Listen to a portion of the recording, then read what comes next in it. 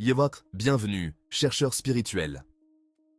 Aujourd'hui, nous plongeons dans un sujet fascinant, à la croisée du physique et du spirituel.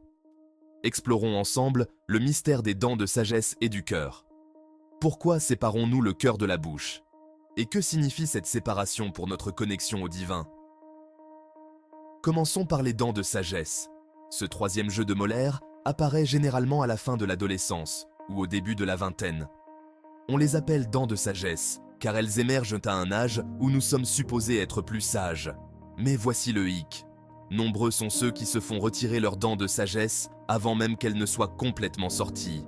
Vous êtes-vous déjà demandé pourquoi? Certains disent que c'est parce que nos mâchoires modernes ont évolué pour être plus petites, laissant moins de place à ces dents. Mais peut-être y a-t-il une raison plus profonde, plus spirituelle. Se pourrait-il qu'en enlevant nos dents de sagesse, nous enlevions également une part de notre sagesse ancestrale?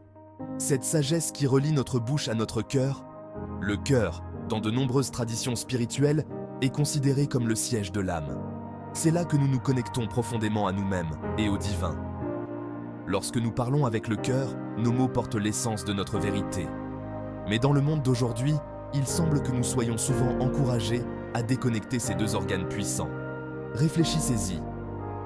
Pourquoi avons-nous tant d'expressions qui séparent le cœur de la bouche? Mords-toi la langue, tiens ta langue, parlez avec une langue de vipère. Ces expressions suggèrent une déconnexion entre ce que nous ressentons et ce que nous disons. Se pourrait-il que la société profite de nos bouches fermées et de nos cœurs isolés? Et si l'extraction des dents de sagesse était plus qu'une simple procédure physique?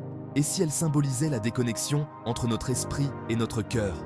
En agissant ainsi, ne nous éloignons-nous pas de la sagesse divine qui nous traverse?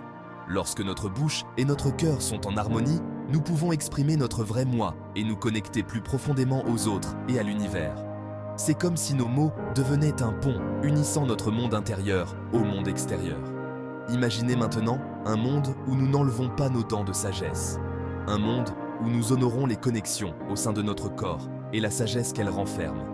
Cela pourrait entraîner un profond changement dans la façon dont nous communiquons et nous connectons les uns aux autres et au divin. Alors, la prochaine fois que vous entendrez parler de quelqu'un qui se fait retirer ses dents de sagesse, prenez un moment pour réfléchir. Réfléchissez à ce que signifie avoir une bouche qui dit la vérité du cœur. Réfléchissez à la façon dont vous pouvez combler le fossé entre votre propre cœur et votre bouche. En faisant cela, nous pouvons commencer à guérir la séparation en nous-mêmes et à nous reconnecter avec la sagesse divine qui réside en chacun de nous.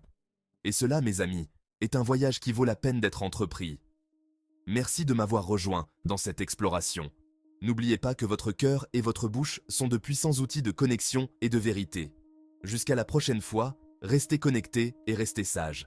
Namasté.